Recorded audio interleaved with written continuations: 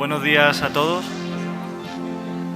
Vamos a empezar a moderar esta mesa. Veis que tenemos una conversación bastante animada porque nos conocemos todos, somos buenos amigos y nos hemos venido arriba.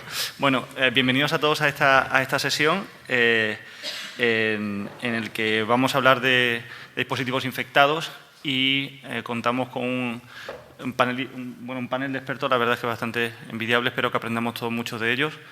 Así que, sin más, creo que vamos a empezar con la primera charla, que nos la va a dar el doctor Javier Miguelena, que viene del Hospital Ramón y Cajal.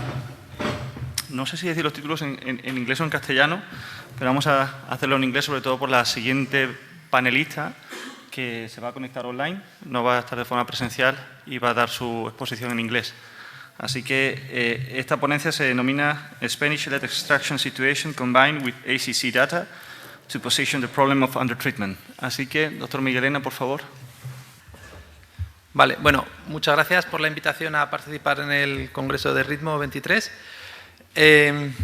Esta sesión estaba planteada en inglés, hubo un poco de lío al final en los otros idiomas y al final, a pesar de que la ponente va a ser online, va a hablar en inglés, pero acordamos al final que será en castellano. Hay diapositivas en inglés, pero bueno, en general yo creo que los compañeros también será todo en castellano. Bueno, al año se calcula en todo el mundo que se implantan alrededor de 1 millón de dispositivos de estimulación eléctrica. Uno de cada 20 pacientes en el plazo de 3 años se calcula que presentará una infección de este dispositivo. Y esto no es un problema menor porque las infecciones conllevan un riesgo muy significativo de complicaciones graves, incluso de mortalidad. En esta sesión vamos a ver la aproximación, a ver cuál es la adherencia actual que estamos teniendo en cuanto a las guías clínicas que nos recomiendan la extracción en prácticamente el 100% de las infecciones de los dispositivos. Son los conflictos de interés, actividades de preautorización de extracción de dispositivos. Y estas son las 3 principales guías clínicas o documentos que se han publicado concretamente en el campo de la infección de los dispositivos. La primera de ellas, de las más importantes, data del 2010 de la Sociedad Americana de Cardiología, que se enfoca directamente en la infección de los dispositivos. Luego se actualizó en el 2017 y se amplió esta guía de consenso, digamos, y en el 2020 también la Sociedad Europea del Ritmo Cardíaco, de acuerdo con el resto de sociedades internacionales de cirugía cardíaca, enfermedades infecciosas y cardiología, también publicaron sus propias guías. Independientemente de las recomendaciones concretas que nos dan estas guías para cada situación determinada, hay 3 mensajes clave que nos aportan estas guías que son los que debemos tener en cuenta a la hora de manejar estos pacientes. El primero es que realmente las infecciones de los dispositivos no es un problema menor, que a veces podemos considerar que puede ser bastante leve, sin embargo, acarrean una importante mortalidad, que se sitúa en caso de infecciones sistémicas, algunas estimaciones incluso en el 65%. El segundo mensaje es que la manera más eficaz y casi la principal o única de evitar esta mortalidad o disminuirla es realizar extracción, la extracción del dispositivo. Todo lo demás se considera un infratratamiento. Y el tercer mensaje, que igual es el que menos consenso tenemos o es más, todavía no, hay menos conciencia colectiva, digamos, en el ámbito médico, es que las extracciones de electrodos conllevan un riesgo bajo siempre que se hagan en las condiciones adecuadas y en centros, digamos, o servicios con experiencia. Entonces, estos 3 mensajes son los que tenemos que tener claros a la hora del manejo de estos pacientes y hacer un balance del beneficio-riesgo. Y así también lo consideran las 3 guías que he enseñado, insisten y hacen hincapié en hacer este balance del beneficio-riesgo al que sometemos el paciente cuando indicamos una extracción de electrodos. Pero el problema es que al hacer este balance muchas veces estamos considerando o bien que la infección de electrodos es una cosa menor, que no tiene consecuencias, o que la extracción es demasiado compleja y tiene mucha mortalidad, y entonces eso nos puede llevar a hacer un infratratamiento y a hacer medidas parciales. De hecho, en Estados Unidos ya se ha detectado este infratratamiento. En un comentario editorial del mes pasado, del JACC, hacen un llamamiento en este sentido, diciendo que en casos de endocarditis sistémica en pacientes con marcapasos o de dispositivos, se ha detectado un infratratamiento. Entonces nos remarcan en la editorial que en la ausencia de impedimentos absolutos para realizar una extracción, cualquier otro tratamiento que no incluya la extracción del dispositivo se considera un tratamiento subóptimo. Este llamamiento lo hacen un poco también en infecciones sistémicas y nos podemos preguntar también si también hay que ser tan agresivos en infecciones localizadas del bolsillo del generador. Esto también lo deja bien claro las guías, en este caso las últimas del 2020, que nos recuerdan que el aspecto fundamental para el tratamiento de las infecciones es la extracción completa del dispositivo y electrodos, y nos remarcan que este tratamiento de extracción incluye a las infecciones sistémicas, pero también a las localizadas del bolsillo. Y estas recomendaciones de guías las hace en base a evidencia de distintos artículos, de distintas publicaciones. Por ejemplo, esta, que de manera muy llamativa comparan el tratamiento conservador solo con antibiótico contra el tratamiento antibiótico más extracción en 400 pacientes con infecciones locales del bolsillo y detectan 7 veces más de mortalidad con el tratamiento conservador. Aquí, hombre, los rangos, el intervalo de confianza es muy amplio, de 1,3 a 35,6, posiblemente porque 400 pacientes no son muchos, pero bueno, el análisis estadísticamente salió significativo a favor de la extracción, ¿no? Toda esta evidencia se recoge de manera concreta en las indicaciones de clase 1 de las guías, que básicamente se resumen en este cuadro, que incluye clase 1, nivel de evidencia A, para pacientes con infecciones sistémicas asociadas al dispositivo. Nivel 1, ya con nivel de evidencia B, ya son cualquier tipo de infección local, pero clase 1 de extracción. También hay que extraer en endocarditis, a pesar de que no haya afectación clara del marcapasos, y en bacteriemias, sobre todo por estafilococos gram positivos, en pacientes portadores de dispositivos. Las guías del 2017 insisten en lo mismo, únicamente se diferencia en que incluyen una única situación en la que el manejo puede ser conservador, que es el de la infección superficial de la herida. Esa infección superficial, en los primeros 30 días sin fiebre, pues dan una oportunidad a un ciclo de tratamiento antibiótico, y si no es efectivo, pues otra vez se pasa al lado de la extracción. Y las guías últimas del 2020, lo mismo. Conceden esta infección superficial como única situación de manejo conservador, todo lo demás, extracción. Entonces, parece que está clarísimo que hay que extraer, pero realmente, si volvemos al comentario editorial de antes, y este es el artículo sobre el que se basaba, en Estados Unidos vemos que hay una clara falta de adherencia a las guías. Aquí, en este artículo, detectaron que menos de 1 de cada 8 pacientes con endocarditis y siendo portador de dispositivo se realizó extracción, a pesar de que las tasas de extracción dieron un porcentaje de complicaciones muy bajo. En concreto, analizaron 25.000 pacientes con diagnóstico de endocarditis que estaban ingresados y que además tenían un dispositivo. De estos 25.000 pacientes, solo en el 12%, que es menos de 1 de cada 8, se extrajo el dispositivo. Los hallazgos también vieron que, otra vez, de manera significativa, la extracción se asoció con menor mortalidad. Y luego, bueno, identificaron algunos factores que favorecían la extracción, como es la infección por aureus, tener un desfibrilador o estar en un hospital grande, y otros factores como la edad, enfermedad renal y la demencia como factor de no extraer.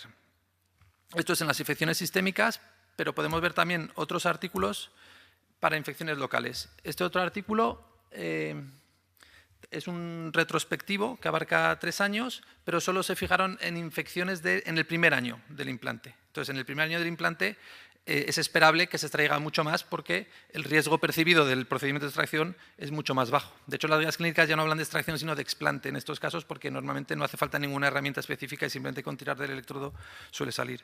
Entonces, efectivamente, en esta situación de un año únicamente de infección, se encontró que el 64% de los pacientes se les extrajo. De 5.000, pues el 64 fueron extraídos, que es un porcentaje mucho mayor que el anterior estudio, pero es en el primer año. Lo que llama la atención en este estudio es la mortalidad. A pesar de ser infecciones del primer año, la mortalidad fue del 25%, que es una mortalidad altísima.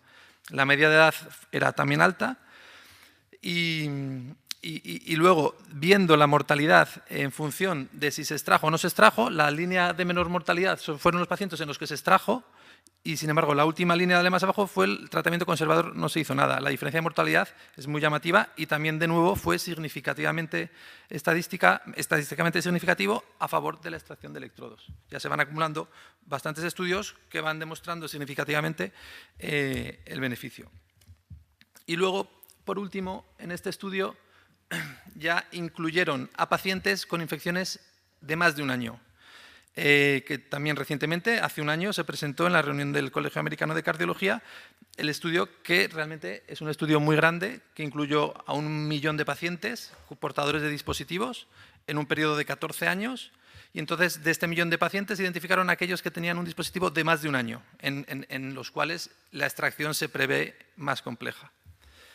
Lo que vieron en este estudio es que del millón de pacientes, 11.000 infecciones, y de estas 11.000 infecciones de más de un año de dispositivo, solo se extrajo en el 80% de los pacientes. Con lo cual, la falta de adherencia a las guías clínicas queda muy patente. Además, la mortalidad de estos pacientes en los que no se extrajo fue del 32%, la mortalidad de los que se extrajo del 18%. Analizando exclusivamente la mortalidad, bien cuando se extrajo en la primera semana o en el primer mes, vuelve a salir claramente significativo el beneficio de la extracción a favor de la mortalidad. Entonces, bueno, estos estudios ponen en evidencia que realmente, por lo menos en Estados Unidos, hay una falta clara de adherencia al tratamiento y que esta falta clara de adherencia al tratamiento tiene consecuencias graves en forma de aumento de la mortalidad. Entonces, bueno, esto es, hay que hacer un llamamiento, ¿no?, a concienciar un poco, a identificar pronto las infecciones y a remitirlas para que sean extraídos los electrodos lo antes posible.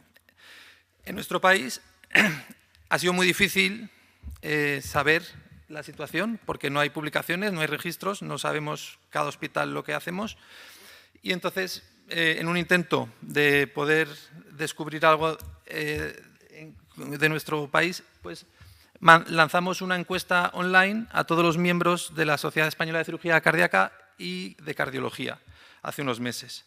Se preguntaban varias preguntas relacionadas con la extracción, entre ellas pues, el número de implantes de cada centro, qué servicios realizan los implantes, qué servicios realizan los explantes y el número aproximado de procedimientos de extracción de cada centro, entre otras, ¿no?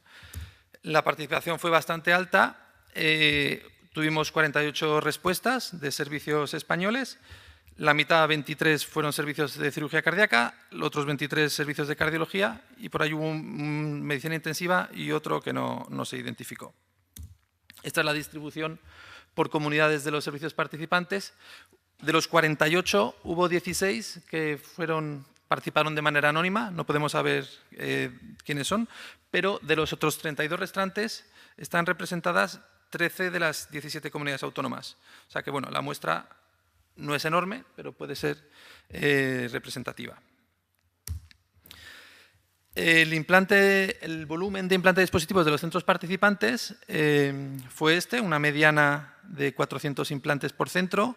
El rango intercuartil, entre el 25 y el 75%, fueron entre 300 y 500 implantes. Y luego hay 3 centros que se disparan alrededor de 1.000 implantes de dispositivos al año.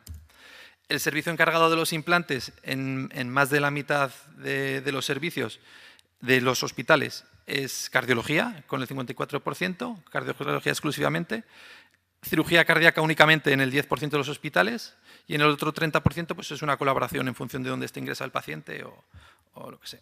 En cuanto a los explantes de dispositivos, el volumen de explantes por centro pues se comunicó alrededor del 60% de los centros realizan hasta 10 extracciones al año, no más de 10, el 60%, el 20% entre 10 y 20 y el otro 20% más de 20 extracciones al año, que ya es un volumen importante. El servicio encargado de las extracciones, aquí es al contrario. También es justo la diapositiva anterior, la gráfica anterior, al revés, el 58% se encarga cirugía cardíaca, cardiología se encarga exclusivamente en el 10%, El resto es una especie de colaboración o incluso un traslado a otro centro. Vemos pues que es un problema compartido entre ambos servicios, ¿no? Es un problema común entre los dos. Entonces, para intentar hacer un cálculo de si el volumen reportado se adecua a las recomendaciones actuales, intentamos, primero de todo, identificar los hospitales que han participado y hacer un cálculo de la población que atiende esos hospitales. Estos hospitales, el cálculo ha sido de unos 10,5 millones de habitantes y en estos 10,5 millones de habitantes han reportado 13.000 implantes. Eso da 1.200 implantes por millón de habitantes en nuestro país. Este dato está calculado a través de la encuesta y entonces para comparar con algo, para saber si vamos bien o vamos mal, podemos ir al Registro Español de Marcapasos y durante los últimos años, y sobre todo en el 2021, se reportan 822 implantes por millón de habitantes. Aquí en la encuesta ha salido más, posiblemente, o por lo menos atribuimos a que también estamos incluyendo servicios de cirugía cardíaca, no solo cardiología, cirugía cardíaca. Entonces, bueno, puede ser válida esta cifra, ¿no? Está bastante de acuerdo con el registro. Ahora de esos 13.000 implantes, queremos ver qué expectativa de infección se puede presentar. Entonces tenemos que ver la incidencia de infección. Entonces calcular la incidencia de infección es muy complejo porque es muy variable según las publicaciones y varían desde los estudios más antiguos que la situaban en torno al 0,5% o al 1,2% en los recambios de generador. Ha ido aumentando a lo largo de los años, aumentando hasta el 2,4% en 2008 en Estados Unidos, la suben hasta el 3,4% en 2012 en Estados Unidos y luego estudios retrospectivos más recientes la suben incluso a 4,4%, incluso estudios que han llegado hasta el 5% de infección. Entonces es realmente difícil hacer un cálculo de cuál es la infección estimada, el porcentaje, ¿no? Entonces si volvemos a los 13.000 implantes que reportaron en la encuesta, si consideramos un 2% de infección, habría que considerar 260 extracciones al año en los hospitales participantes y si consideramos un 3,5% de infección, habría que considerar 460 extracciones. Y entonces las extracciones que fueron reportadas fueron 459. Entonces es prácticamente la misma cifra que considerando un 3,5% de infección. Esto realmente hay que tomarlo con mucha cautela porque esto sería en caso de que tuviéramos un 100% de cumplimiento de las guías. O sea, que toda infección en España se extraiga. Entonces, bueno, hay que tomarlo con mucha cautela porque posiblemente no sea así. Estas 459 extracciones que se han comunicado suponen 8 o 15 extracciones al año por cada centro, que efectivamente coincide con lo que se nos ha reportado. Entonces, estos datos hay que tomarlos con cautela y se pueden dar muchas interpretaciones. La primera es plantearnos si aquí realmente en España tenemos mayor adherencia a las guías de lo que pensábamos. Es posible que tengamos más conciencia que en países del entorno y extraigamos más, pero una diferencia tan grande con respecto a Estados Unidos es muy dudoso. Supongo que también aquí no hay una gran adherencia a las guías. Puede ser que también haya más incidencia de infección de lo que creíamos. Aquí sí que es verdad que igual estamos pensando que los marcapasos se infectan poquísimo y no es del todo cierto, se infectan cada vez más, sobre todo cuando hacemos upgrades, hacemos recambios, abandonamos cables, acumulamos cables. Yo creo que conforme pasa el tiempo cada vez hay más infecciones de dispositivos. Puede ser que los datos que se nos han comunicado sean demasiado altos, posiblemente también porque se han incluido extracciones no por infección, sino por otras indicaciones, como los upgrades. Y posiblemente, y lo más claro, es que hayamos tenido aquí un claro sesgo de selección, porque realmente los hospitales que han respondido posiblemente sean los que extraen. Los que no extraen posiblemente son los que no han participado en la encuesta. De hecho, así por comunidades autónomas vemos que casi todas las comunidades autónomas reportan más extracciones de las que se podría esperar. El caso más llamativo es el de Madrid, con 36 extracciones estimadas y se reportaron 140. Como conclusiones, vuelvo a los 3 mensajes primeros. Las infecciones de los dispositivos es un problema serio que aumenta la mortalidad. Las extracciones es la manera más eficaz para reducirlas. Y las complicaciones de los procedimientos de extracción no son altas siempre que se hagan con las condiciones adecuadas. Hay un infratratamiento evidente publicado en Estados Unidos. En nuestro país no lo sabemos, posiblemente también lo haya. Y como medida o como cosa que se podría plantear sería, y ya se ha empezado, de hecho, creo, a dar los primeros pasos en ese sentido, a crear un registro nacional de extracciones para poder saber un poco en dónde estamos. De hecho, fue una de las preguntas que se preguntó en la encuesta, si se creía necesaria la existencia de un registro, y la mayoría fue clara. Más del 95% están de acuerdo en empezar un registro común de las sociedades de cirugía y cardiología. Muchas gracias.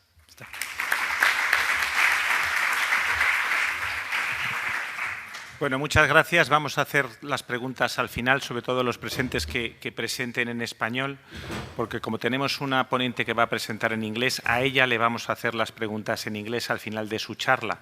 Como está online, solo os va a oír si cogéis el micrófono, que luego al final de esta presentación os vamos a pasar para que podáis hacer preguntas. O sea, next speaker will be Dr. Archie Rao.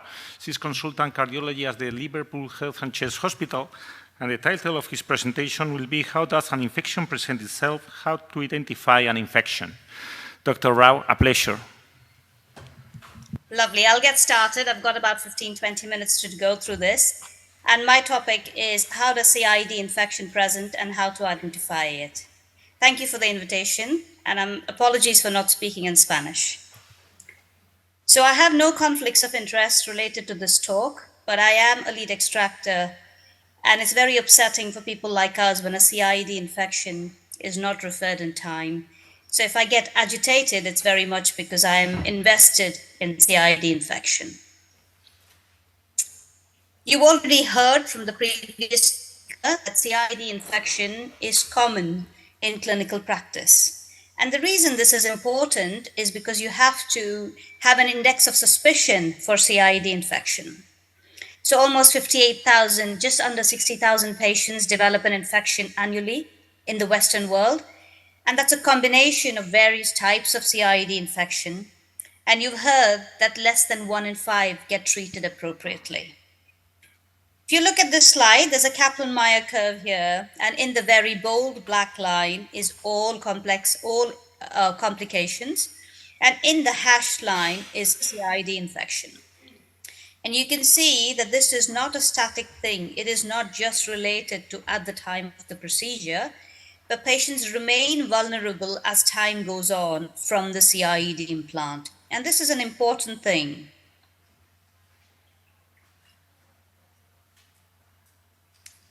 So when you talk about CIED infection and the ongoing risk of infection, I think it's useful to understand that at the outset, it's about between 0.5 and 3% at the time of the index procedure.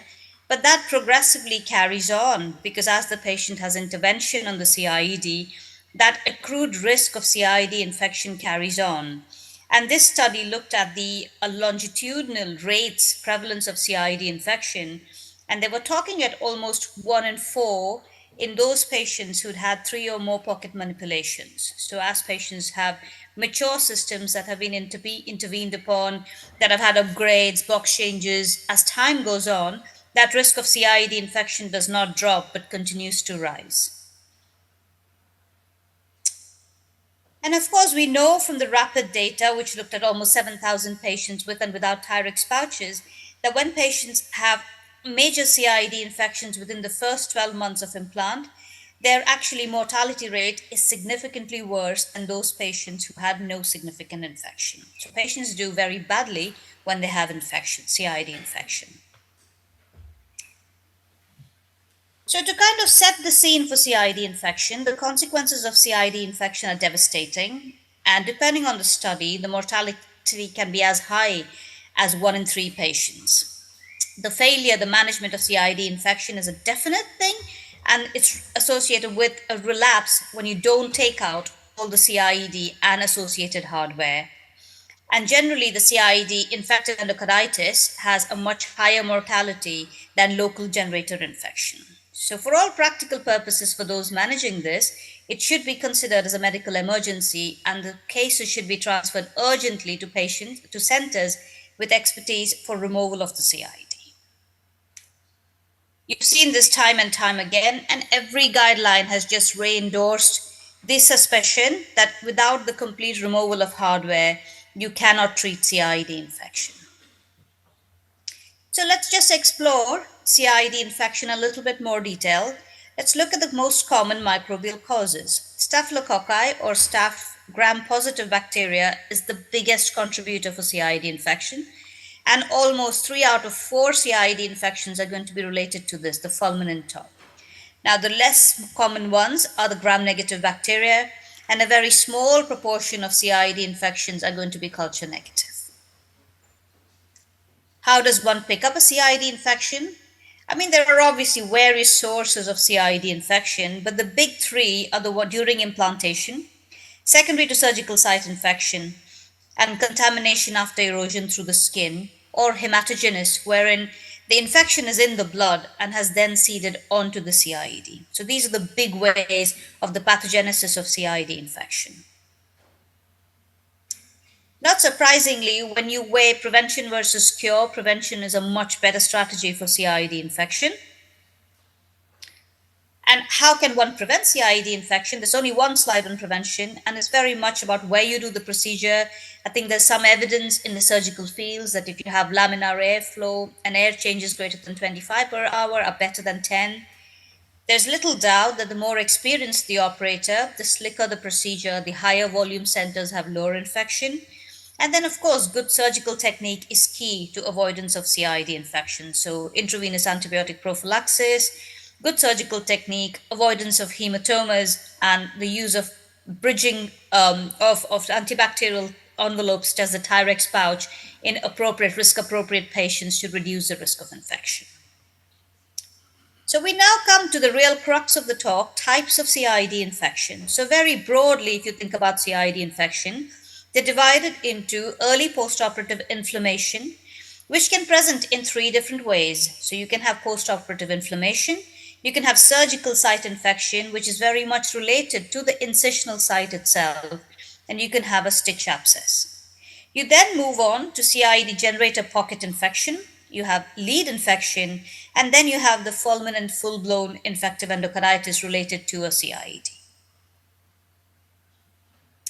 This is the diagnostic algorithm, and although it's a busy slide from the ERA document, consensus document, you've probably seen this multiple times, it starts off with a very high index of clinical suspicion for CID infection.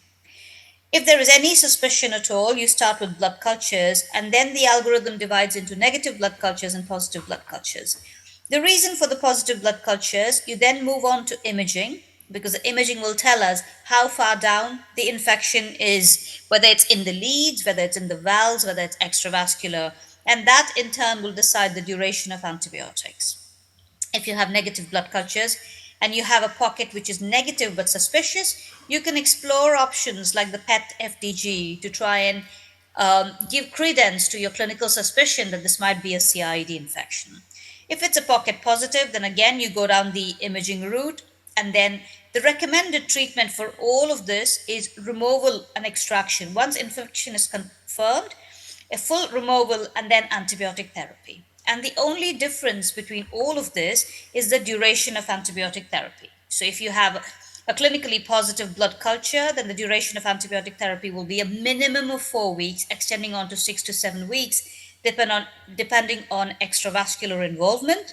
If you have just a pocket infection and the patient is systemically otherwise okay, you might consider antibiotics for only 2 weeks. And this is the thing. The only exception to the extraction rule is if you have a superficial incisional infection and you have negative blood cultures. And in this situation, you might consider giving the patient antibiotic therapy for 7 to 10 days, but bringing back the patient to clinic to review the wound and his clinical status to ensure that the infection is completely treated and there's no residual infection at all. If there's definite CID infection, as I mentioned, you remove all the CID hardware, including the leads, and then you have antibiotic duration varying between 2 and 6 weeks, depending on how far and wide this infection is spread, whether it's limited to the pocket, whether it's limited to the blood, or whether it's involved the valves and it's embolized from there. So that's the only thing that changes is the duration of antibiotics.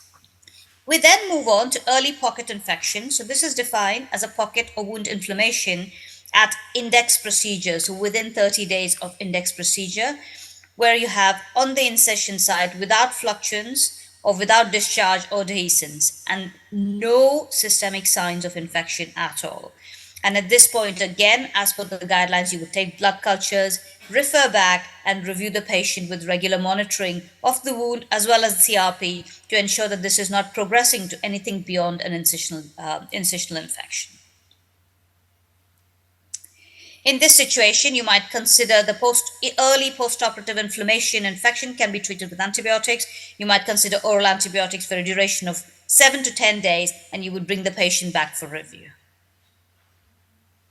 We then move on to the more serious CIED infections. We'd start with generator pocket infection, lead infection, or infective endocarditis.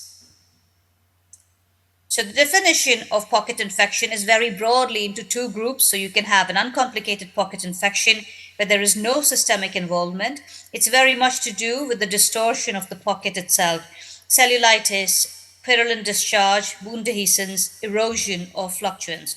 All of these are uncomplicated generator infection provided there is no systemic signs and the blood cultures are negative.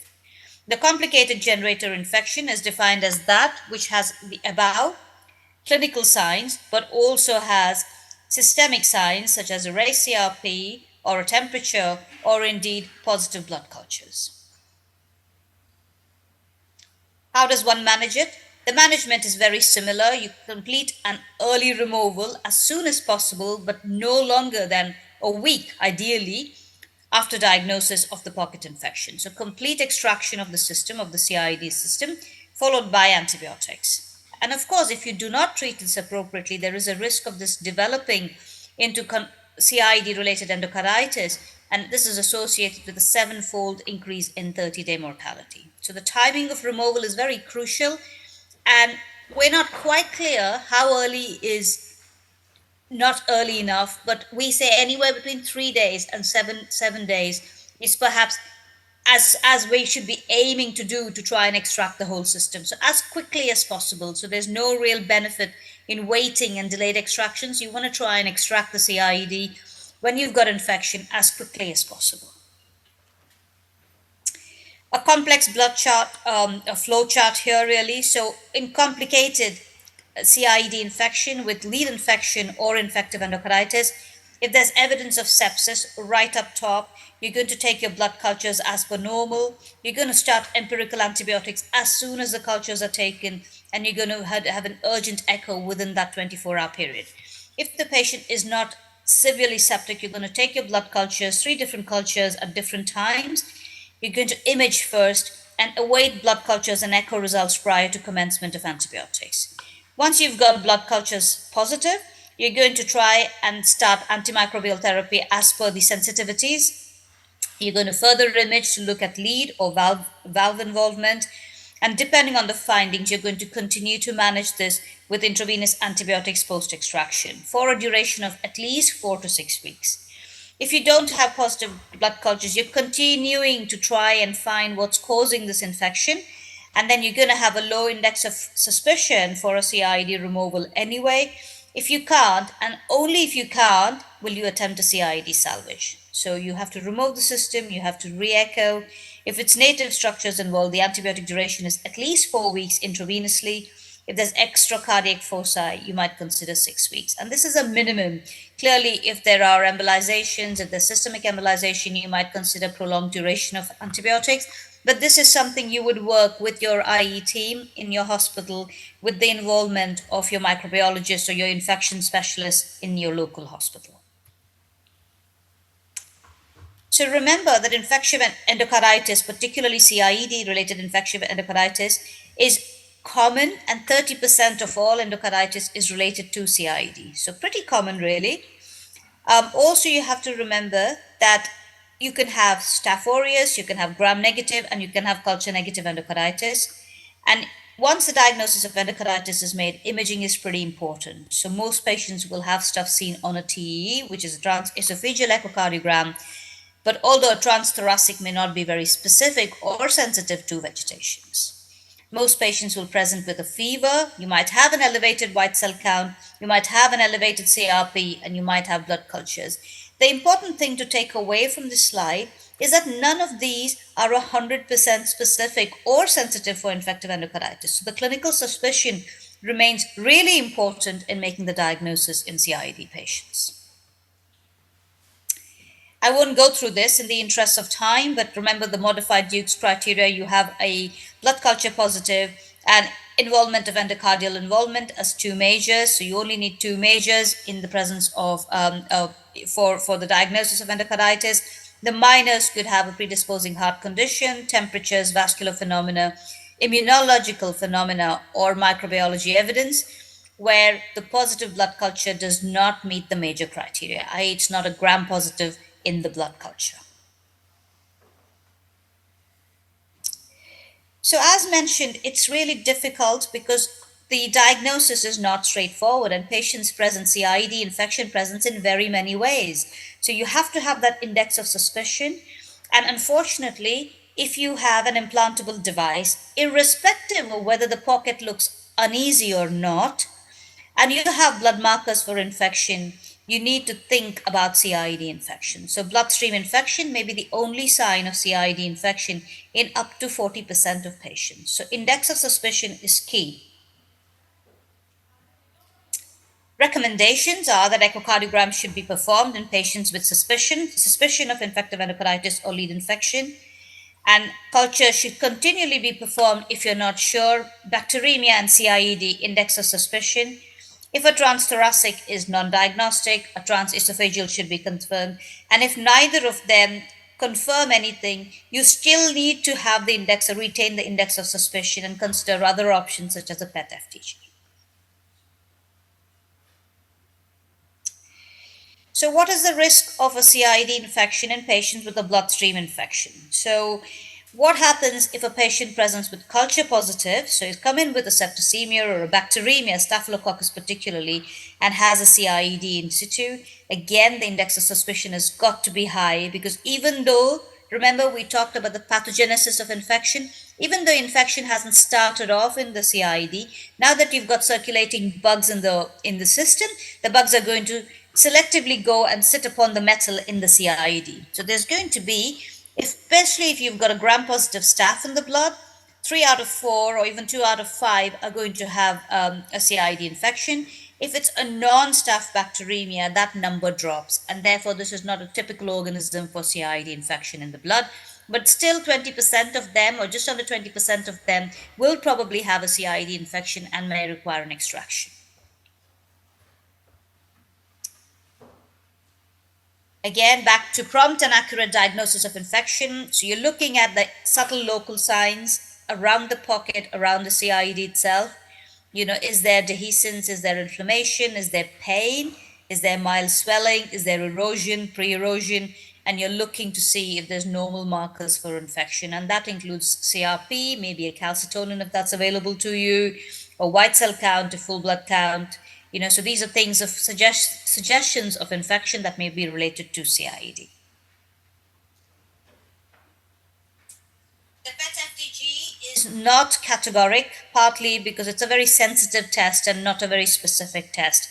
But when you have, it's a non-specific tracer of increased glucose metabolism. So if there's an active infection, there's an increased uptake of glucose, and so it lights up. So when you have an index of suspicion for infection and the TOE is negative, the transthoracic is negative, then you can easily use a PET-FTG to see if the system is lighting up. Clearly, if there are ongoing issues, if there's anywhere else in the body that's got issues ongoing, that's going to light up as well. But it does help in narrowing your index of suspicion to the CIED or not, when all things else are negative. So how does one identify the pathogens? Clearly, at the time of the extraction, it's still important to try and get as much tissue as possible to the microbiologist.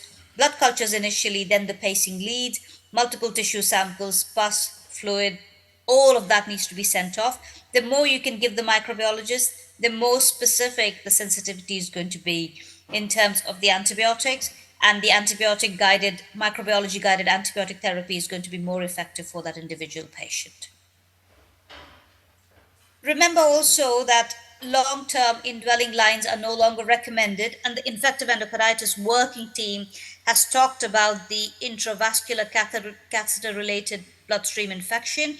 The recommendation now is that most of these patients can tolerate, so 1 out of 2 patients can tolerate complete courses delivered via peripheral cannulae or indeed PICC lines peripherally, because the rates of CRBSI were highest with central venous cannulation.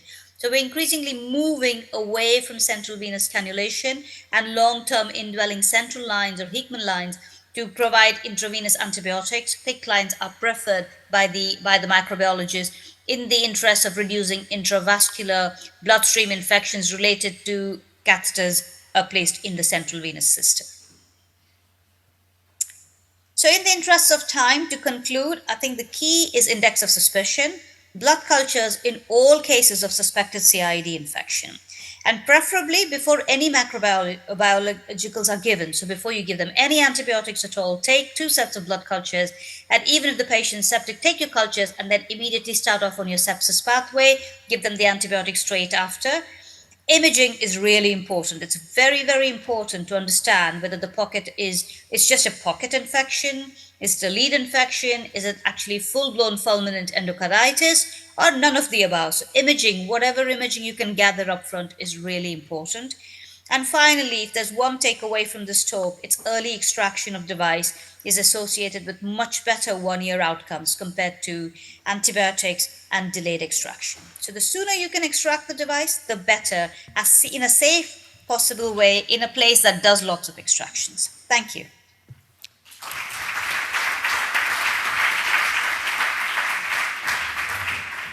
Thank you, Mrs. Rao. Thank you for your excellent presentation. I think that the topic is now open for questions and discussions. If you have any questions in the floor, please ask for a microphone.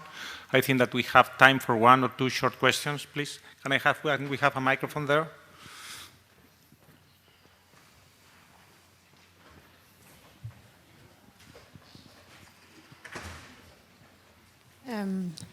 Hello. I would like to ask your opinion. If you know, we have all clear, and according to the guidelines and the studies, that when the leads are involved, complete extraction in a center of expertise is the best option. But sometimes I work in a small hospital, we have the problem of derivation to the bigger hospitals, that the expertise, I don't know in England, but in Spain of the different centers is quite not homogeneous. So that's like the best case scenario, but there's a whole area of gray in between. And recently an article by Biskin, the group of Biskin, where in local pocket infections, they did this ultra-high concentration of antibiotics that might be something in the middle, quicker, and for the more fragile patients. It's just one study, I know, and everything, but I have the impression sometimes in the hospital where I derive, they don't do complete extraction. So it's like in the middle, and it's time that the patient is with not treated, the pocket infection. And they excluded Staphylococcus aureus in the study, but for this in between, I would like to know what's the opinion of you and the audience. Like, I know there's a lot of extractors in the table, but I think it's quite interesting field to explore. If I may answer that question, thank you for bringing it up, because there's been a lot of discussion about the Wiskin paper. What I would like to just highlight is this is not a new strategy. This has been described previously about 10 years ago as well, where you have like a ongoing antibiotic therapy into the pocket with sort of like a circulatory, so the antibiotics circulating in the pocket to attempt a salvage rather than conservative management. The key, I think, to remember, and you'll probably hear of this from the other my next speaker, is that to eradicate infection when a biofilm has formed over metal is very, very difficult. And the issue is going to be longer term. Once you stop the antibiotics, what happens? Does it come back? So this This, I agree, is a reasonable salvage procedure, but when you define salvage, you're not looking at complete treatment, you're not looking at long-term outcome measures. Exactly as you said, if there are frail patients who are not suitable for extraction, then I think this can be explored after full informed consent with the patient to say that this is a palliative procedure, this is something we're attempting, but we're not sure that this is going to work. So that's the first aspect of the question. The second aspect is about access to extraction centers. I think we as extractors in the Western world and all over the world, I think we are very, we understand that there are lots of barriers to extraction, to referrals to extraction. We meet on a regular basis to try and break down those barriers, to make it easier for people from other centers to refer in. Because if you think about the outcome data on patients with CIEDs or fulminant CIED infections and trying to be managed conservatively, these patients do very badly or have recurrent procedures in an attempt to salvage wounds. So I think if we streamline the pathway to referral, that is probably the way forward. And one final question, when you talked about incomplete extraction, I think extraction for a very long time has been perceived as a very, very high risk procedure. And in reality, what the data tells us is extraction performed in good centers with responsible extractors is actually a very safe procedure. And, you know, it has a success rate of over 90% and a mortality of less than 1 to 2%. You're comparing that with a success rate of 30-40% with conservative management and a mortality of 30%. So the odds are very, very clear in favor of extraction, but everything you've said are very valid in the real world. And I acknowledge it, there's a problem across the world, not just Spain. The United Kingdom may be slightly better because we have large tertiary centers and it's a smaller country, but across Asia, across America, this is an ongoing problem. So I acknowledge that. Thank you. Thank you, Mrs. Rao. Any other question in the floor? So thank you for your excellent presentation. I think it's time to move on, and thank you again for everything. Thank you. Bueno, seguimos con las comunicaciones, perdón, con las presentaciones de la mesa. La doctora Cañadas del Hospital Clínico, que es arritmóloga, nos va a explicar por qué los antibióticos no son efectivos, las extracciones y lo que nos recomiendan las guías clínicas.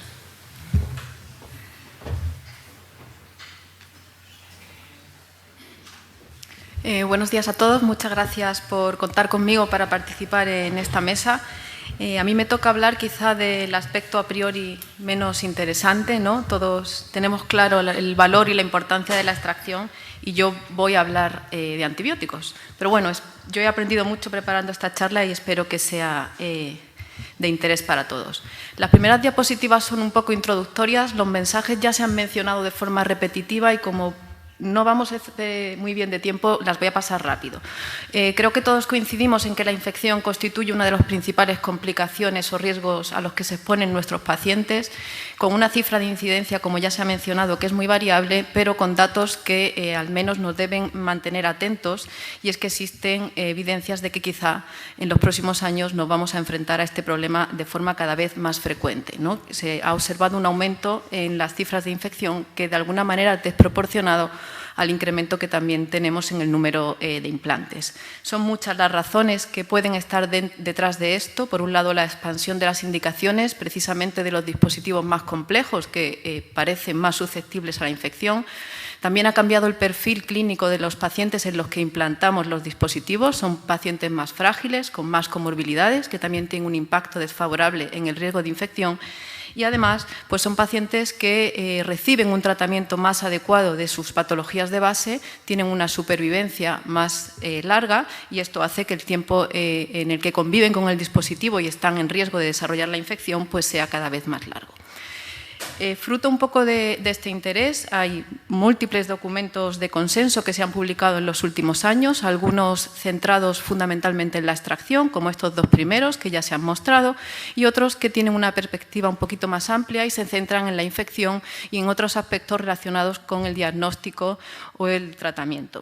Si nosotros profundizamos en algunas de las recomendaciones o muchas de las recomendaciones que están incluidas en estos documentos de consenso, es importante recordar que que es un campo en el que no tenemos ensayos clínicos, como sucede en otros ámbitos de la cardiología, que la mayoría de la evidencia procede de estudios observacionales, muchos de ellos retrospectivos y de series de casos, y esto hace que un nutrido número de las recomendaciones pues tengan un nivel de evidencia reducido.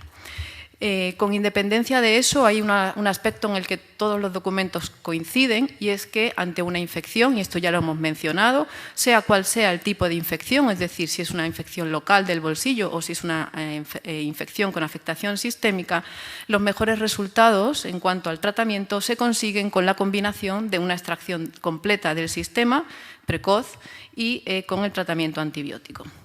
Y esto es así, y también se ha mencionado, porque sabemos que los intentos de manejo conservador, es decir, el tratamiento antibiótico aislado en un intento de salvar el dispositivo, por decirlo de alguna manera, están abocados en la mayoría de las ocasiones al fracaso y retrasan de forma innecesaria la extracción. Aquí tenemos algunos datos de series de casos, no muy amplias, pero que sí que incluyen todo el espectro de presentación de las infecciones de dispositivos, y si atendemos a la tasa de recurrencia de la infección, vemos cómo en aquellos pacientes que solo reciben tratamiento antibiótico, el riesgo de que la infección reaparezca semanas o meses después de completado el tratamiento antibiótico es muy alta, y está entre el 50 y el 100%. Este estudio, que lo traigo porque es un poco más amplio, es un registro prospectivo donde se incluyeron 400 pacientes, pues de alguna manera nos muestra lo mismo, ¿no? De estos 400 pacientes que tenían infección, en el 71% se hizo extracción, digamos que se cumplieron las recomendaciones, pero hubo un 30% en el que los médicos tratantes optaron, por distintas circunstancias, por un manejo conservador y por administrar exclusivamente antibiótico. Y vemos que en cualquier caso, ya sea de forma precoz, a los pocos días de inicio de ese tratamiento antibiótico, o por recurrencias tardías de la infección, hasta en un 80% de las ocasiones esta estrategia conservadora fracasó. Por contra, sabemos que la extracción completa y precoz del sistema se asocia a una reducción de la mortalidad, ¿no? Estos son datos que ya también se han presentado. Aquí tenemos una clara reducción de la mortalidad al año en aquellos pacientes en los que se hace una extracción completa del sistema. Aquí tenemos pacientes con infección del dispositivo, aquí tenemos una población un poquito diferente, pacientes con endocarditis, pero los resultados son consistentes. Y no es solo cuestión de extraer el sistema, sino que también tenemos evidencia, tanto en infecciones locales como en infecciones sistémicas, que cuanto antes se lleve a cabo esta extracción, pues mejor, porque también hay un beneficio en términos de mortalidad. Pero dicho esto, es importante recordar que el tratamiento antibiótico también tiene su importancia. Este es un trabajo que se ha publicado recientemente, donde analizan cuáles son las causas de mortalidad precoz en aquellos pacientes que fueron sometidos a una extracción del sistema, acorde pues, con las recomendaciones. Es un análisis retrospectivo, pero de una serie muy grande de pacientes, de un centro de alto volumen y de alta experiencia. Vemos cómo la mayoría de las extracciones, un 60%, se llevaron a cabo por infección, lo que forma parte un poco de nuestra práctica habitual, y quizá lo más importante es que, aunque yo no me voy a detener mucho en esto, que la mortalidad del procedimiento, de complicaciones derivadas del procedimiento fue baja, la mortalidad de un 0,3%, pero la mortalidad temprana total fue de un 3%, y quizá lo más importante es que de estos pacientes que fallecen en los primeros 30 días, la mayoría de ellos fallecen por la infección, por la propia infección, y que muchas de estas muertes por la infección se producen incluso después del alta inicial. El paciente es dado de alta una vez que se lleva a cabo la extracción y supera los primeros días del posoperatorio, pero muchos de estos pacientes, hasta un tercio, reingresan a los pocos días en situación de shock séptico y fallecen de infección. La segunda causa de muerte en este grupo de pacientes es la descompensación de la insuficiencia cardíaca. Y ya quizá entramos en la parte específica de esta charla, que es por qué fracasa el tratamiento antibiótico. Y para contestar a esta pregunta, pues tenemos que retrotraernos un poco en el tiempo y hablar de microbiología Y esta es la parte que a mí me ha hecho aprender mucho. ¿Por qué fracasan o por qué tienen tan mala respuesta a los antibióticos este tipo de infecciones? Bueno, pues aquí hay que recordar, en primer lugar, que las bacterias en la naturaleza pueden crecer de dos formas y esto está condicionado por las condiciones ambientales en las que se produce el crecimiento bacteriano.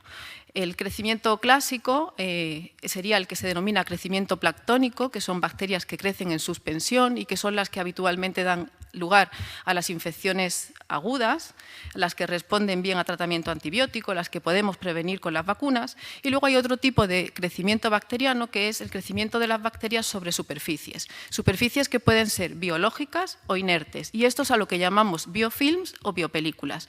Realmente, aunque nos hemos hecho conscientes de la existencia de este tipo de crecimiento bacteriano en las últimas 2 décadas, la realidad es que los biofilms constituyen la forma de crecimiento bacteriano predominante. Y que solo un 1% de las bacterias vive en estado planctónico, es decir, en suspensión. Hay múltiples ejemplos de biofilms, tanto en la industria como en la naturaleza, como en nuestro día a día.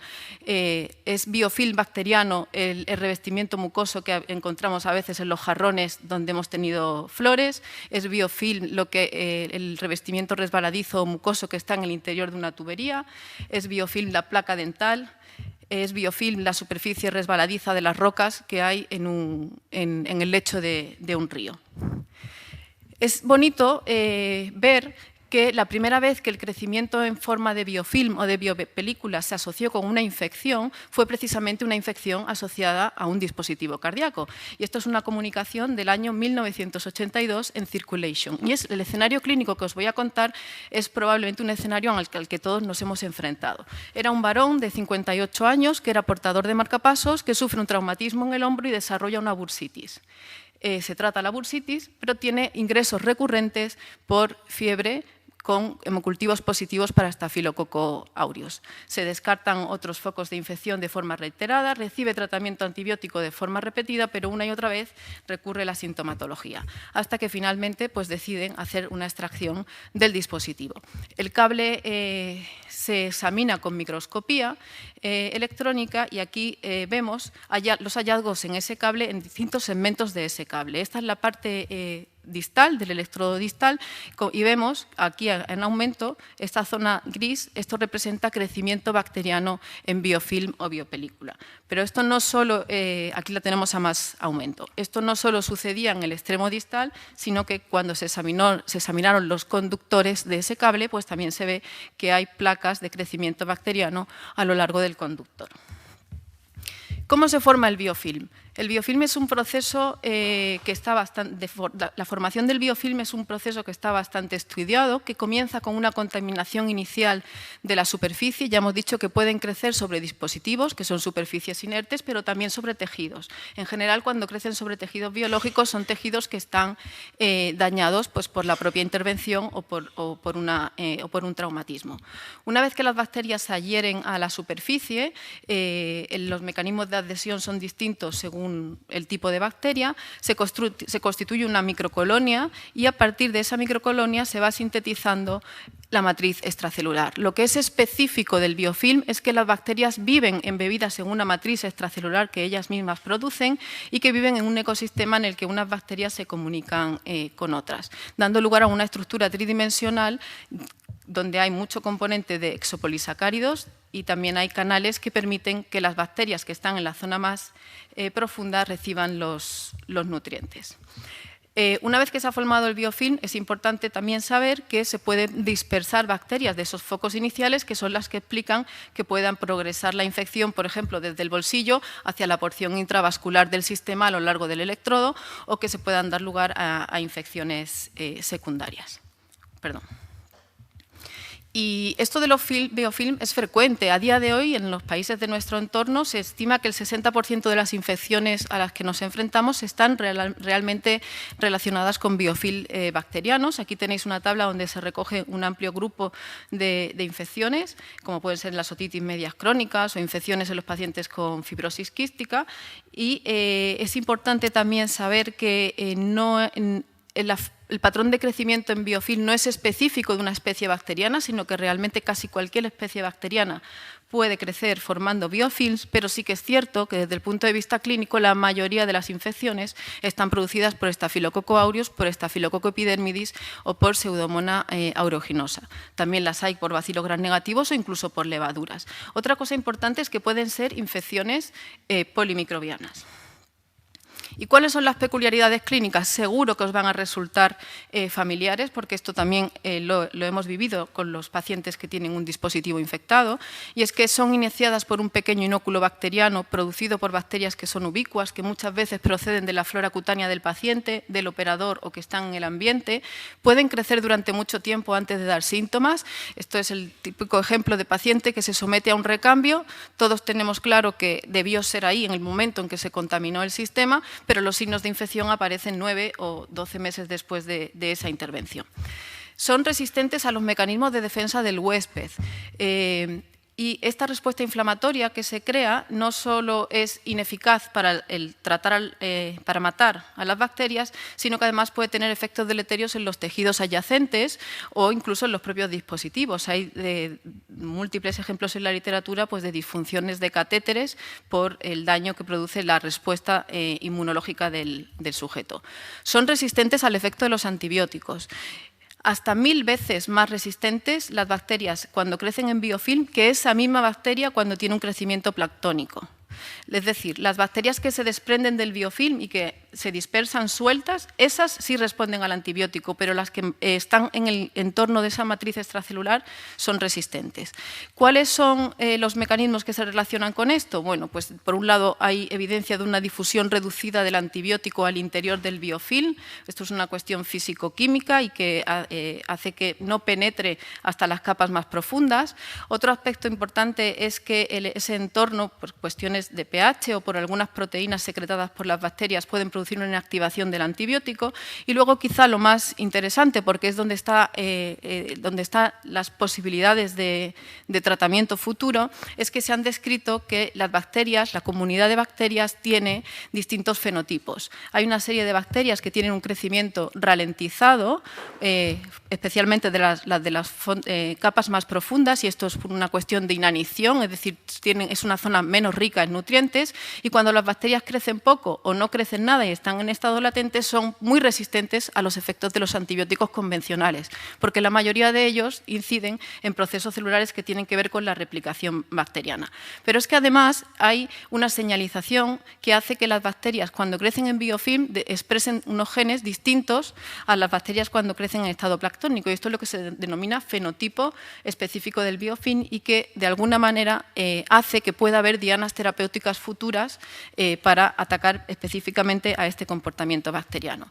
Son frecuentes las recurrencias tras una respuesta clínica inicial favorable al tratamiento. Podemos erradicar las bacterias que se desprenden, podemos erradicar las que están en las capas más superficiales, pero aquellas que están latentes en las capas profundas, una vez que se retira el antibiótico, inician nuevamente el crecimiento bacteriano y reproducen el biofilm.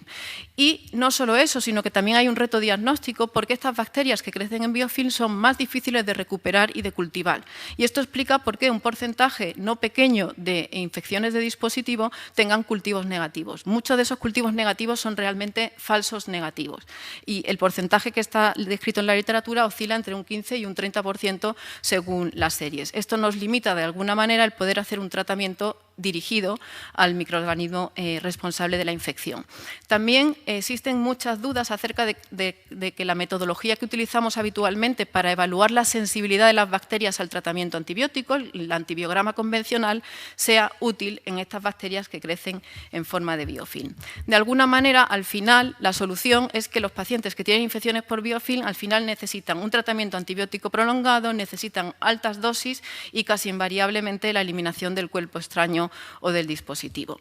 Y un poco en relación con la pregunta que se ha hecho anteriormente, traigo este artículo que se ha publicado recientemente, ¿no? Y que de alguna manera plantea un tratamiento conservador en infecciones locales del dispositivo, ¿no? Son pacientes que tienen una infección local, está descartada la afectación sistémica bueno, pues de alguna manera describe la experiencia inicial con esta técnica. Básicamente consiste en hacer un debridamiento quirúrgico amplio de la zona, se mantiene en función de la extensión de ese debridamiento, se puede hacer un cierre directo o a veces se recurre a sistemas de presión negativa tipo BAC, y en todos estos pacientes se implanta un catéter a través del cual se hace una infusión continua de tratamiento antibiótico a altas dosis monitorizando los niveles plasmáticos, ¿no?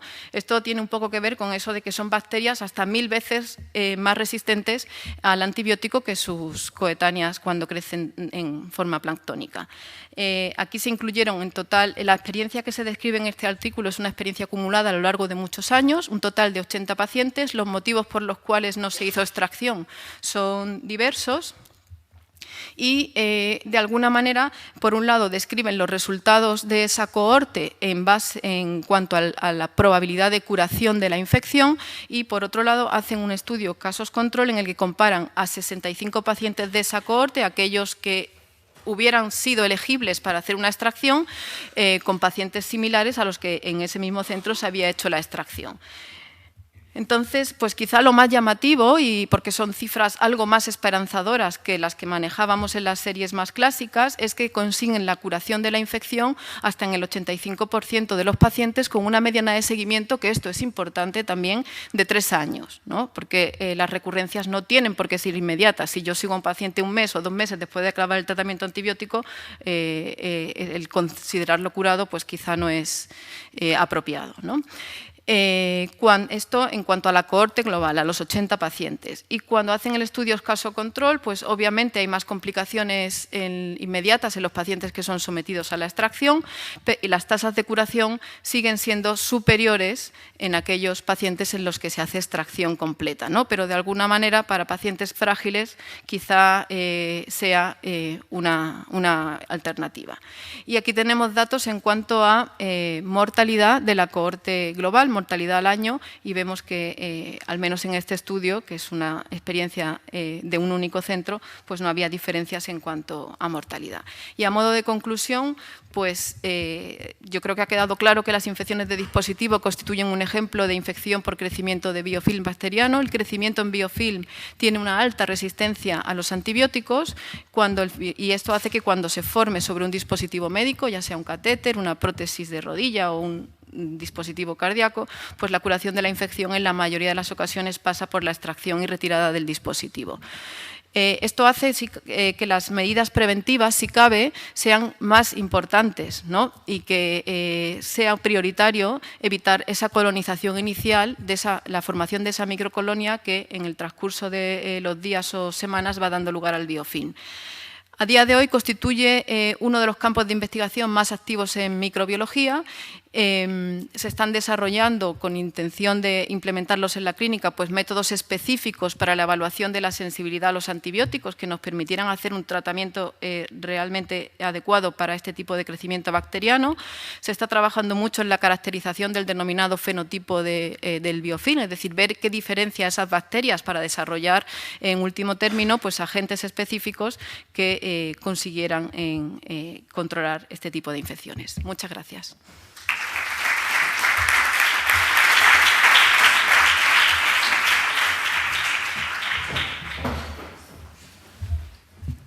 Muchas gracias, Victoria. Bueno, nuestro último ponente es el doctor Rafael Rodríguez Lecoq, que es jefe de servicio de cirugía cardíaca del Hospital Valle de Hebrón, uno de los hospitales probablemente con más experiencia en este campo.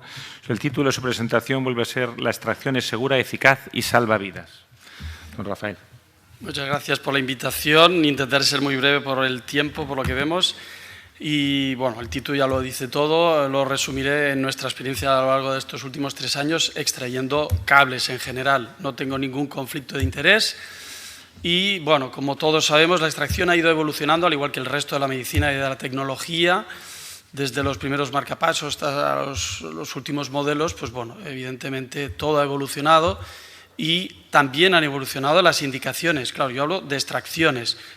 Ahora se ha hablado totalmente, única y exclusivamente de la infección local, general, sistémica, pero nosotros también extraemos cables, pues bueno, cables que no funcionan, cables que molestan, cables que incordian, cables que disfuncionan o que imposibilitan una resonancia magnética, que impiden un cambio de prótesis, una cirugía, etcétera, etcétera. Hay muchas causas. Evidentemente, las infecciosas, todas las tenemos clarísimas, pero luego hay otros cables, partidos, incordiantes, etcétera, etcétera, que también se tienen que extraer. Las técnicas también han ido evolucionando, desde la primera tracción, ¿no? Lo clásico que se hacía, que era simplemente tirar del cable, que si este cable es precoz, pues sale solo, pero si el cable, pues como ya se ha dicho, tiene un tiempo, pues solía salir un trozo, no solía salir todo el cable entero. Entonces, si estaba infectado, pues había que ir haciendo más cosas. La tracción, pues bueno, se hizo pues continuada, con electrocardiograma, luego se añadieron estiletes, vainas telescópicas, el electrobisturí, las vainas giratorias, y finalmente pues hemos llegado al láser, aparte evidentemente de la toracotomía con o sin circulación extracorpórea. Mira, funciona el vídeo, me alegro. Esta es una tracción simple de electrodo en un cable que está recién puesto, pues lógicamente no tiene absolutamente ningún misterio, es simplemente cortar el sistema de fijación y el cable sale solito. La técnica de Bach era, si este cable tenía ya un cierto tiempo, pues había que dejar un peso colgando del electrodo. Evidentemente esto, si el paciente tenía ritmo propio, pues no había ningún problema, si no, pues a lo mejor monitorizábamos electrocardiográficamente al paciente, pero no deja de ser una técnica, yo diría, totalmente pretérita. En el otro extremo pues tenemos, pues bueno, claro, la esternotomía, mini estornotomía, con o sin circulación extracorpórea, abrir el corazón y sacarlo. Bueno, si esto lo seguimos haciendo, pues un mínimo de veces, puesto que, como ya se ve, pues es bastante agresivo y se tiene que evitar. Una de las grandes herramientas que ha aparecido es el estilete, un stent, ¿no?, que ocupa todo el cable y que permite una extracción con una tracción compartida a lo largo más o menos de todo el electrodo, con lo cual yo creo que esta es una de las grandes herramientas que ayudan en los cables no demasiado viejos, puesto que tiras de todo el cable al mismo tiempo y no rompes simplemente la porción que tienes en la mano. Estiletes evidentemente hay de varias marcas, y luego el lazo también. Diversos equipos lo estuvieron probando y utilizando, todavía se utiliza la extracción con lazo. Para nuestro punto de vista sirve un poco como desprendimiento, para soltar ciertas partes, pero para extraerlo del todo, pues bueno, no siempre es tan eficaz. De todas formas, para nosotros es una parte del tratamiento. Las vainas telescópicas son utilizadas por muchos centros, y probablemente en cables no demasiado complejos creemos que es una buena táctica y es, bueno, perfectamente usable, evidentemente no lo voy a decir. Creo que las vainas giratorias son el paso siguiente, puesto que nos permiten hacer más, adaptarnos más al cable donde está y aplicarnos un poquito más en determinadas áreas en donde el cable pueda estar un poquito más quieto, más fijo. Hay diferentes marcas, pero lo que es importante de las vainas giratorias es que nos podemos aplicar en las zonas en donde no suele calcificarse, que suele ser, pues bueno, las subclavias, o en las zonas de curvatura, en donde ha irritado más la vía endovascular y el organismo se ha defendido fibrosándolo y posteriormente calcificándolo. Entonces, finalmente hemos llegado a la extracción con láser. Bueno, es la vaina que se le ha añadido una nueva fórmula para romper el tejido que se encarga de coger este cable. Hoy por hoy, pues bueno, Philips es la casa que tiene el sistema láser, yo diría, único en la Tierra, y que hoy en día pues, nos permite extraer, bajo nuestro punto de vista, la inmensa mayoría de los cables de marcapasos más complejos, de marcapasos o cualquier dispositivo. Además, estas máquinas ahora tienen diferentes potencias, con lo cual pues esto nos permite ser un poco más intensos en ciertos momentos de la extracción y un poquito menos intensos en otros momentos de la extracción. Entonces, voy a hablaros un poquito de nuestra experiencia. En los últimos 30 años hemos ido recopilando Toda nuestra experiencia, evidentemente en 30 años hay muchas bases de datos, es complicado, pero bueno, sí que resumiéndola toda, pues hemos extraído en torno a los 2.400 pacientes, lo cual son unos 4.100 cables, una media de 1,6 cables por enfermo. Evidentemente al principio muchos enfermos, la inmensa mayoría tenían un VVI y nada más. Hoy en día pues tenemos todo tipo de dispositivos, DICE, sanos coronarios que van poquito a poco saliendo. Los tipos de fijación, pues bueno, al principio se usó mucho la fijación pasiva, luego se ha ido a la activa, estamos entre la activa y pasiva, pero bueno, la activa está subiendo bastante. Y la indicación, pues bueno, como se ha dicho aquí, pues es básicamente la infección de bolsa, que es la más aparente y que probablemente es la que siempre pues, nos hace pensar que hay que sacar eso, sobre todo como cirujano, cuando ves una infección, pues te cuesta un manejo conservador de eso, puesto que en otro tipo de infecciones lo único que vemos es grandes desastres, por lo tanto nos cuesta mucho una infección de bolsa tratarla de forma conservadora. La endocarditis, sin duda alguna, por lo menos en nuestro centro, la extracción es siempre, y luego los decúbitos de bolsa, y luego están otras indicaciones como las disfunciones de electrocatéter o molestias, cables que están totalmente abandonados, metralla que decimos nosotros, también forman parte de la extracción. Las disfunciones de electrocatéter, que inicialmente eran escasas, pues están poquito a poco, lógicamente, incrementándose. Con respecto al tiempo medio de implantación previa, pues la mayoría, lógicamente, son de poco tiempo previo, pero tenemos bastantes pacientes con mayores tiempos de implantación. Evidentemente, a esto se llega con la experiencia. Cuando extraemos más y más cables, pues evidentemente, pues nuestros centros referentes y nosotros mismos vamos adquiriendo más confianza y, lógicamente, confiamos más en nosotros y extraemos cables más antiguos. Con respecto a la tasa de éxito, esta ha ido evolucionando. Inicialmente no éramos tan exigentes y la indicación también cambia. Si es una infección de la bolsa, como ya os he dicho, lo que queremos es sacar la bolsa. Entonces tirábamos del cable y si se rompía, pues bueno, alabado sea el Señor, ¿no? Decíamos, y normalmente no solía pasar nada. Evidentemente, bueno, a medida que vamos sacándolos más, pues somos más exigentes, más exquisitos y queremos sacarlo todo, y por eso hemos ido evolucionando en los sistemas. No nos hemos conformado en lo que tenemos, sino que hemos ido ganando juguetes y sistemas de extracción. ¿Qué es lo que hemos visto? Que gracias a esto la extracción mediante toracotomía pues la estamos reduciendo casi a la nulidad. Nulidad no existirá nunca, porque siempre habrá algún paciente que tenga una válvula tricúspide destrozada o que bueno, tenga un gran absceso que nos cueste dejarlo dentro. Siempre podemos pensar, bueno, simplemente es un TEP que hará un absceso pulmonar que con tratamiento antibiótico se puede curar. Bueno, todo tiene un límite, con lo cual no todos los pacientes son para extracción percutánea, por decir una forma, o mínimo acceso, como queramos llamarlo.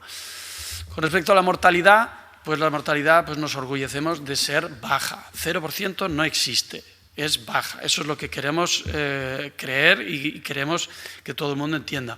Tiene que ser baja o muy baja. Evidentemente, ¿cómo se llega a esto? Pues con experiencia y con especialización. Tenemos nosotros una persona y un ayudante, lógicamente, pues si nos muere el doctor Moradi, es nuestro gran extractor, pues que es el encargado de hacer absolutamente todas las extracciones en el servicio. Con lo cual, ¿qué es lo que tenemos? Bueno, pues que instintivamente pues sabe sacarlas, que ve que le funciona un aparato, pues usa uno, que ve que no le funciona, pues usa el otro. No nos casamos con ningún aparato. Evidentemente tenemos nuestras preferencias. ¿Cuáles han sido las complicaciones? Las potenciales ya las sabemos, podemos romperlo todo. Pero ¿qué es lo que hemos ido viendo a lo largo de estos años? Pues lo que hemos visto sobre todo, pues bueno, que se rompa el cable. Desgarros del ventrículo derecho, pues no son tan frecuentes. ¿Por qué? Bueno, pues porque evidentemente la tracción brutal, por decir una forma, ya la hemos abandonado. Desgarros de vena cava, que sobre todo con el láser, ahora hablaremos, pues pensábamos que tendríamos, no hemos tenido. Embolias de cable o sobre todo de vegetación, sí, alguna hemos tenido, pero ninguna ha resultado ser mortal. Shock sépticos sí que hemos tenido. El paciente estaban sépticos y bueno, sí se extrae, pero después, al igual que al extraer una prótesis biológica, cardíaca, pues el paciente está séptico y a veces pues esto conlleva que el paciente en el postoperatorio pues fallece de un shock séptico. Y luego sangrados en la zona de extracción, pues sí que hemos tenido, pero suelen ser controlables, no han sido cosas que nos preocupen. Lesiones de válvula tricúspide sí que hemos tenido y seguimos teniendo y seguiremos teniendo. La no lesión de la válvula tricúspide yo creo que es irreal. El cable se pega a la válvula y depende de cómo se pegue, esto es aleatorio, pues al extraerlo podemos ir con el láser y podemos extraerlo, pero el láser lo único que hace es quemar todo lo que rodea al cable y muchas veces, aunque lo hiciéramos y lo hemos hecho de forma abierta con esternotomía, parada cardíaca, el velo septal queda totalmente fibrosado y pegado al tracto de entrada del ventrículo derecho y ese velo ya no existe, es un resto, con lo cual esta válvula pues queda lesionada, queramos o no queramos. Y con respecto al láser, que es el último gran juguete que hemos tenido, pues bueno, sí, estamos muy contentos y por eso hablamos de él, pero repito, cuando abrimos a un enfermo, no es vamos a usar el láser, no, abrimos y vemos a ver qué es lo que tiene el enfermo. Una vez vemos qué es lo que tiene, pues decidimos qué usar.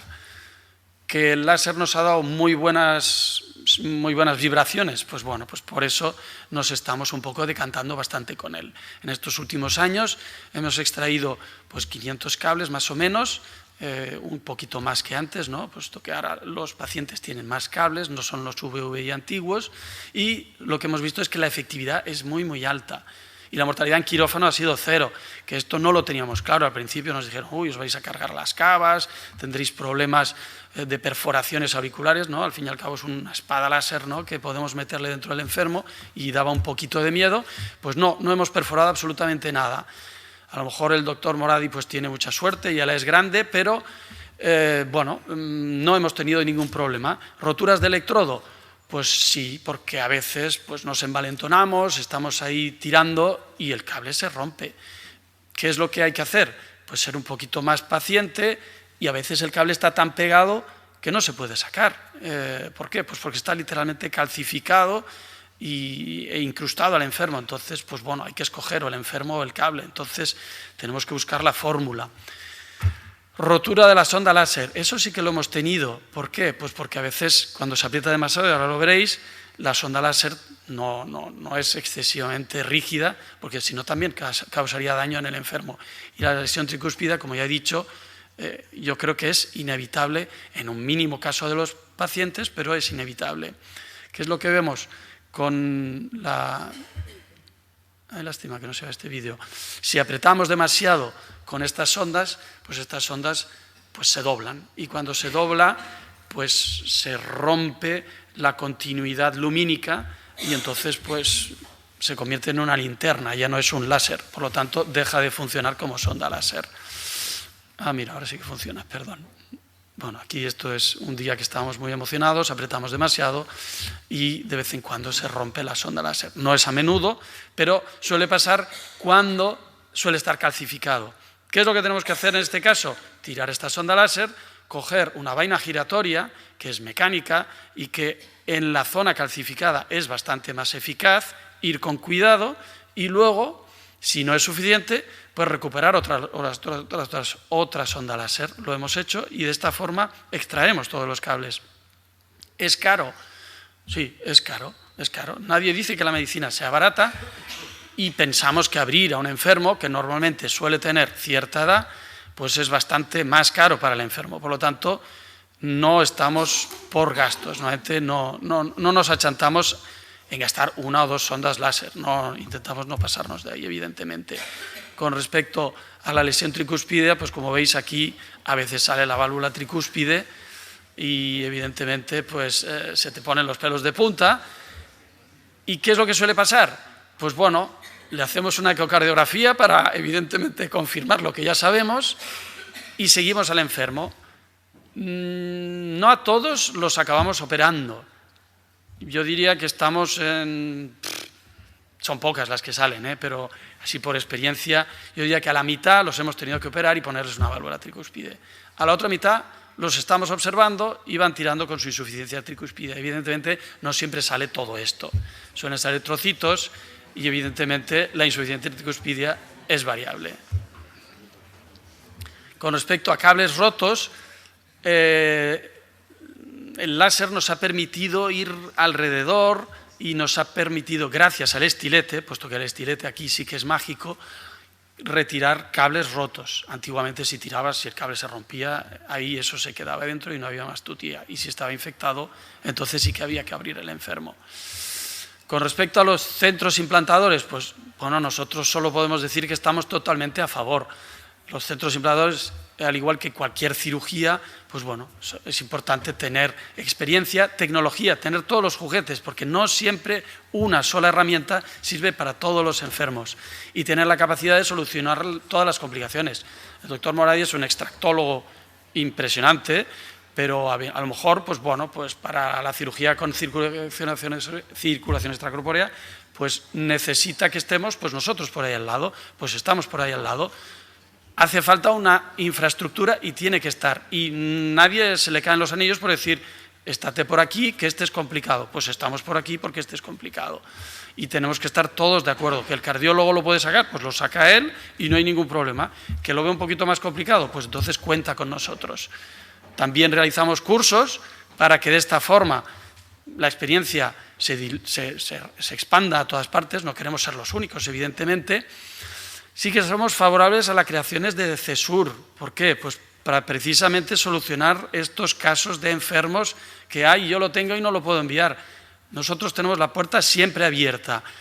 Y un aneurisma todo el mundo entiende que se puede ir a un centro porque se tiene que operar una endocarditis, porque tiene que sacar la válvula. Bueno, pues un cable también se puede derivar el enfermo, viene en ambulancia, se extrae y se devuelve el enfermo. Y estamos tratando de crear un score, estamos a punto de validarlo ya, de extracción de cables de dispositivos, en el que lo que queremos es dividir la extracción en 3 tipos. No todos tienen que venir a un centro de referencia. Hay cables que se sacan muy fácilmente, los cables que se han puesto hace poco, pues los puede sacar cualquiera. Hay cables que están muy infectados, esos se caen solos, no hace falta hacer gran cosa. Los casos más complejos, pues entonces depende de la experiencia que tengas, pues entonces puedes valorar. Y si es muy complicado, pues entonces yo creo que sí que hay que ir a centros de experiencia. Y yo creo que por ahí está el camino, en saber escoger qué enfermo es el que se tiene que intentar hacer uno mismo o contar con los demás. Y aparte de esto, pues concluir que creemos que como siempre, la experiencia es importante. Los cables han de ser explantados por completo, el extraerlos por trozos yo creo que forma parte del pasado, y la tecnología múltiple, el láser es muy importante porque nos ha ayudado muchísimo, pero junto con el estilete y las veninas rotatorias, pues podemos hacer una extracción muy cercana al 100%, 100% no existe, y que los centros de referencia, repito, son importantes para los casos sobre todo muy complejos. Y muchas gracias por la atención.